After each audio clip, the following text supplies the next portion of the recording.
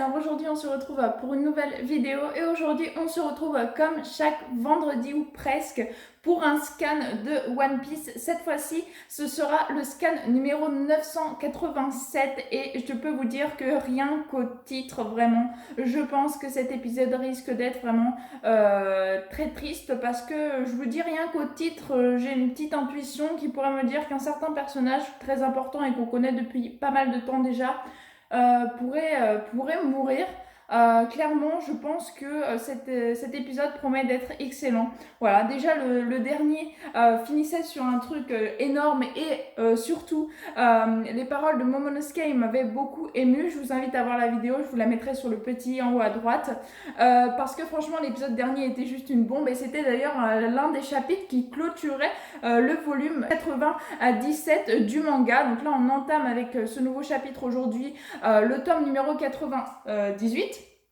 Donc voilà, j'ai vraiment hâte de voir ce petit épisode. On se rapproche progressivement des 100 tomes que Oda, même au début de son histoire, avait prévu de faire. Donc voilà, ça fait plaisir de voir que l'objectif principal d'Oda, on va dire, va être bientôt atteint, du moins ce ne serait tardé.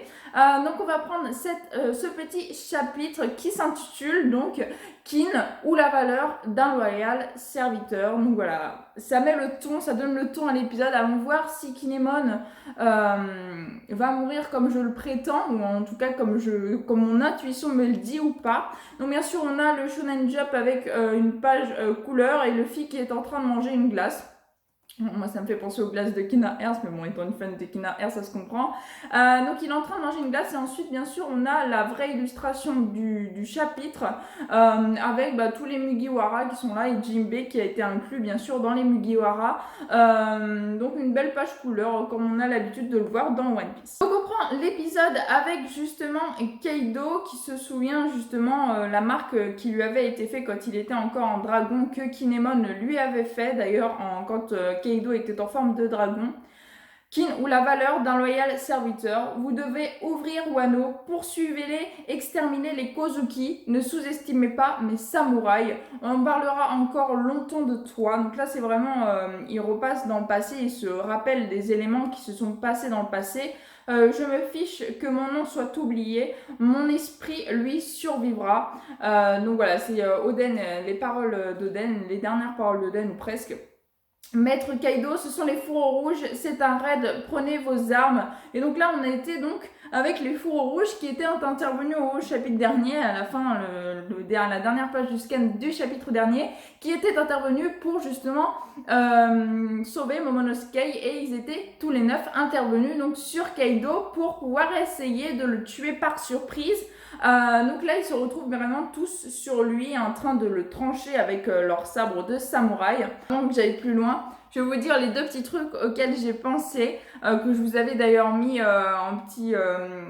j'avais tapé en petit commentaire là sur pas en commentaire mais sur ma vidéo avant que je vous la publie. En fait je me suis dit c'est soit ils vont réussir à le prendre par surprise, il va être vraiment très surpris et il va tomber puisqu'ils étaient sur un espèce de balcon, donc soit il va tomber, se ramasser, mais bon Kaido est très fort donc s'il se fait battre comme ça clairement j'aimerais pas, soit il va se relever direct et il va les one shot quoi, les tuer tout d'un coup.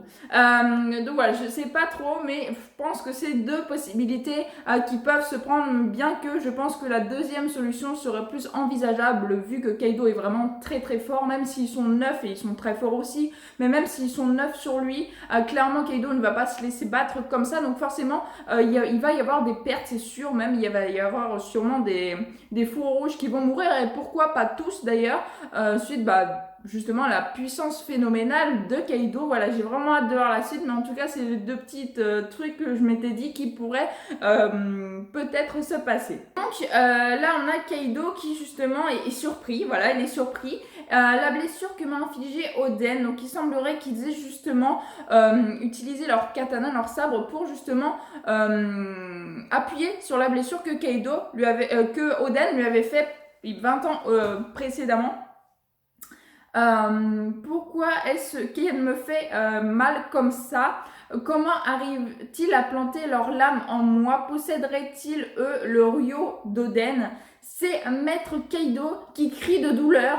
Carrément, il crie apparemment. Donc voilà, ils sont justement en train de tomber de cette espèce de balcon dont je vous parlais justement. Kaido serait en train de tomber et les fourreaux rouges aussi, mais ils sont donc justement en train d'appuyer sur cette fameuse blessure qu'Oden lui avait donnée précédemment. Transpercez-le. Et donc là, ils sont vraiment à fond pour essayer de le transpercer. Il y a une énorme explosion qui s'abat justement quand ils tombent de là où ils sont, du balcon. Il y a une énorme explosion, comme s'ils avaient mis vraiment toute leur rage dans ce coup-là qu'ils ont porté à Kaido. Ils sont tombés au sol. Il n'est tout de même pas tué ces samouraïs. Alors les pirates de tout à l'heure n'étaient qu'un leurre. D'autres intrus peuvent encore faire leur apparition. Et là, justement, on a Io qui sort son arme, ça y est. Vous ne croyez pas si bien dire, on ne vous laissera pas passer, gêner Kinemon et les autres. C'est quoi tout ce raffut? Il est bien agité, ce banquet. Kaido est mort. Et donc là, on a Big Mom. Je sais pas si c'est elle qui dit ça. Je sais pas, j'arrive pas trop à savoir. Tous ces types étaient en fait déguisés. Ce ne seraient pas les Yakuza qui devaient être enfermés à Udon. Dépêchez-vous, Luffy, Kaido est infaillible. C'est le bon moment pour l'attaquer. Alors ce sont vraiment les vassaux d'Oden. Ils sont forts, hein. Je t'ai trouvé Yamato. Et donc là, on aurait justement Luffy et Yamato qui sont en train de courir pour, je suppose, essayer de porter eux aussi des coups à Kaido. Mais on a quelqu'un qui interrompt Yamato et c'est Ulti. Justement, à coup de boule, Luffy bien sûr qui donne des surnoms à tout le monde. Eh bien, il lui a donné le surnom de coup de boule. Tu m'as bien eu tout à l'heure, Yamato, à quoi tu joues? Au fond, c'est bien ça. Le jour où je deviendrai Oden Kozuki est enfin venu. Je comprends rien à ce que tu dis, t'es idiot ou quoi? Jeune maître Yamato, la situation est grave. Votre père se fait attaquer, il y a de nombreux ennemis à ce niveau. Je ne suis plus votre allié à présent, mon père peut bien mourir, je m'en fiche. Voilà. Ça m'étonne pas. De toute façon, tout ce qu'on a su qu'elle avait vécu. C'est dommage d'ailleurs qu'on n'ait pas eu de flashback sur ce passage-là, sur le fait de sa maltraitance quand elle était enfant. J'aurais bien aimé avoir un petit flashback, peut-être dans l'anime. Ou peut-être plus tard, justement, dans le scan, pour apprendre un peu plus l'enfance de Yamato. Mais oui, voilà, elle n'est pas du tout de leur côté, alors que eux croyaient que si. Chapeau de paille! Big Mom, je suis occupée là! Putain, ça y va fort. Donc on a Big Mom qui arrive justement là où Yamato et Luffy sont, justement parce que elle veut toujours en découdre avec Luffy, bien sûr. Elle est restée sur son objectif depuis la fin justement de quand ils étaient sur son île, quand ils avaient réussi à s'enfuir. On doit s'enfuir, Carotte, Black Ball.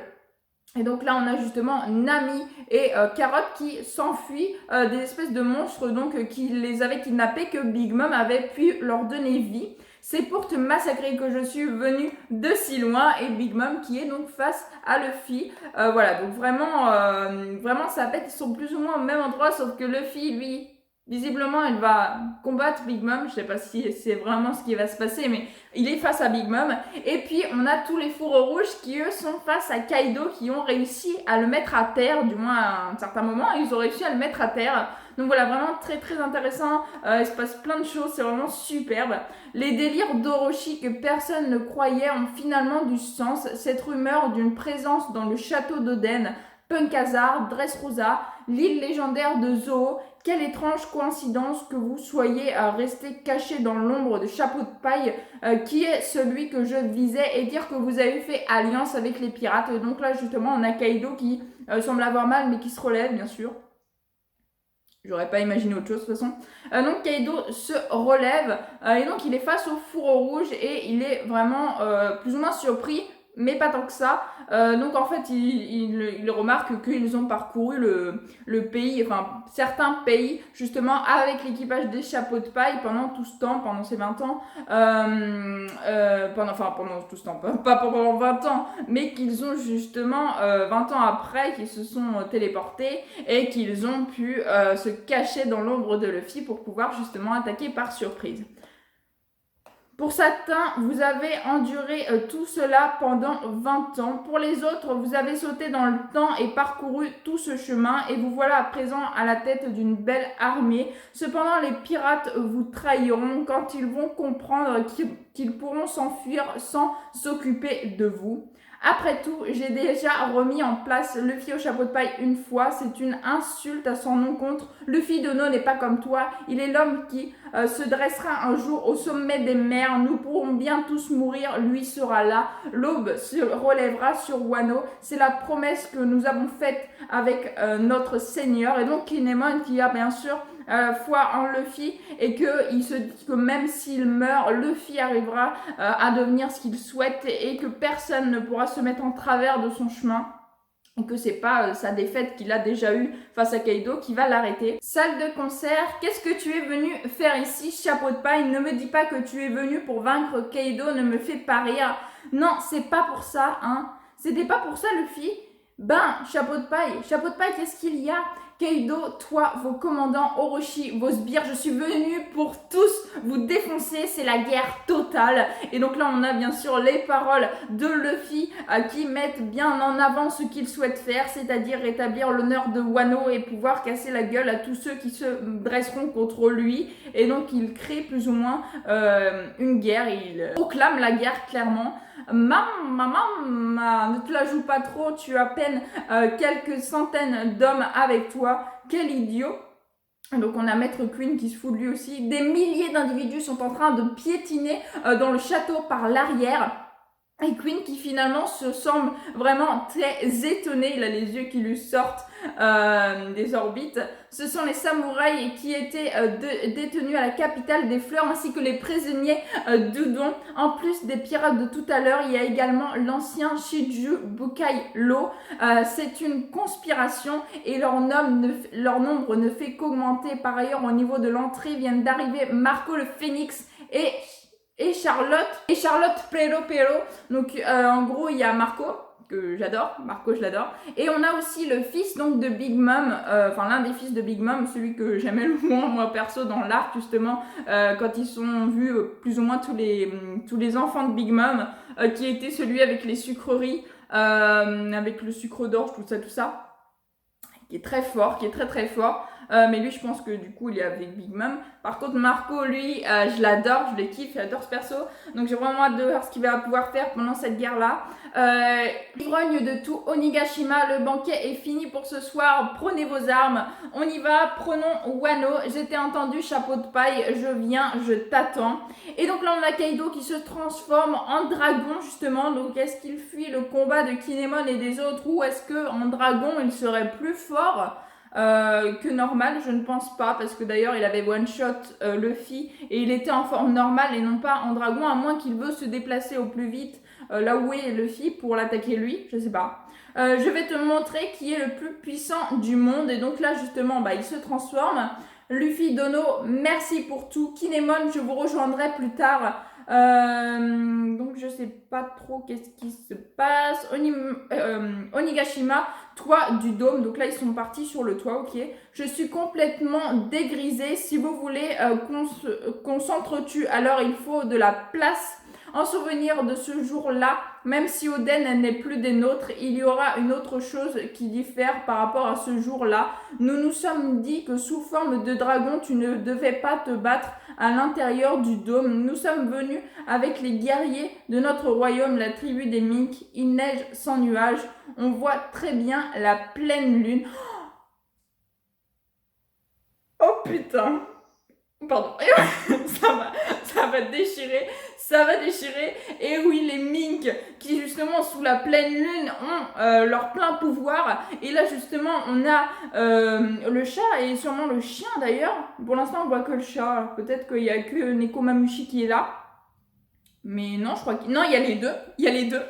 Donc les deux étant justement les souverains de Zoho, et qui plus est en pleine lune avec leur pouvoir des Mink, et clairement ça va péter, ça va être juste extraordinaire, une apparition dans la nuit noire. Et donc là bien sûr c'est la fin du chapitre, hein, forcément, mais là c'est clair, c'est génial, génial. Quoi dire de ce chapitre? Franchement, on a surtout vu plus ou moins les bagarres qui vont suivre, justement qu'ils ont réussi donc à asséner des coups à Kaido, que Kaido s'est relevé, bon ça on s'en doutait, que Kaido s'est relevé, et ils lui ont infligé d'ailleurs des blessures justement là où Oden l'avait déjà blessé 20 ans auparavant. Donc voilà, ça a fait que amplifier la blessure que Kaido avait. Il a eu mal, hein. Il a crié de douleur visiblement. Voilà, on voit Luffy face à Big Mom sûrement. On a Kaido, enfin Luffy qui déclare la guerre, justement la guerre totale. On a Marco, on a les autres sûrement de l'équipage de Big Mom qui vont arriver, qui sont en train d'arriver justement. Eux ils sont partis donc avec Kaido, les fourreaux rouges sont partis sur le toit de Nigashima pour avoir de l'espace. Et aussi donc il y a la pleine lune avec les mines qui vont pouvoir décupler leur pouvoir comme on l'avait vu avec Carotte notamment. Voilà, franchement c'est juste énorme, surtout que c'est les deux souverains de Zou, donc c'est les deux personnes les plus fortes de Zou qui vont pouvoir combattre donc aux côtés des fourreaux rouges pour pouvoir essayer de tuer Kaido. On a Luffy qui dit qu'il allait les rejoindre plus tard parce que je pense que là il va falloir qu'il affronte Ulti avec Yamato sûrement et Big Mom qui est là. On a vu Nami et Carotte qui se sont sortis du pétrin, Nami et Carotte donc qui ont réussi suite je pense à la non-vigilance de Big Mom puisque Big Mom a vu Luffy et du coup elle s'est plus trop préoccupée de Nami et de Carotte, donc du coup Nami a pu libérer elle et Carotte. Est-ce que Carotte, non, je ne pense pas que là où ils sont, ils voient la lune, la pleine lune. Donc je ne pense pas que Carotte va se transformer, ou en tout cas pas tout de suite. Mais voilà, elle aussi, elle peut se transformer. Elle est là, elle est sur Wano. Donc il suffit qu'elle voie la pleine lune, je crois, oui c'est ça, pour pouvoir se transformer. Elle était balèze d'ailleurs, elle était badass même. Peut-être en futur cosplay que je ferai d'ailleurs, Carotte, j'aime beaucoup ce personnage. Donc voilà, vraiment très très intéressant. J'ai beaucoup aimé ce chapitre, plein de rebondissements. Mais j'ai quand même plus que hâte même d'être au prochain chapitre. Franchement, je pensais vraiment qu'en voyant les deux autres, j'avais entendu dire hein, qu'en voyant le scan précédent et celui-ci, les auteurs, je crois, qui justement lisaient les deux chapitres, étaient émus aux larmes. Alors moi, j'ai été émue pas jusqu'aux larmes, j'avoue, mais j'ai été émue au scan dernier, vraiment, avec les paroles de Momonosuke. Celui-là, j'ai trouvé génial, mais pas au point d'être émue, vraiment d'être contente, en fait, de ce qu'ils font, de ce qui va se passer. Surtout là, avec le final, la pleine lune, on va voir leur pouvoir, on va voir le pouvoir de Nekomamushi et du chien. J'arrive pas à retenir son nom, excusez-moi. Inuarashi, je crois qu'il s'appelle. Pas certaine. Voilà, franchement, j'ai trop hâte. Trop hâte, voilà. Je pense que j'ai pas trop d'autres choses à vous dire, mais franchement, un scan de malade, comme le dernier. Malgré que quand même, j'ai préféré le dernier, mais là, ça promet pour le prochain. Donc voilà, c'est tout bénef, franchement, trop génial. Donc voilà, en tout cas, j'espère que vous aurez passé un bon moment en ma compagnie. Si vous avez aimé, n'hésitez pas à liker, à commenter, à partager et à vous abonner. Ça ferait vraiment très plaisir. Je vous souhaite une excellente fin de journée. Portez-vous bien et moi, je vous dis à la prochaine.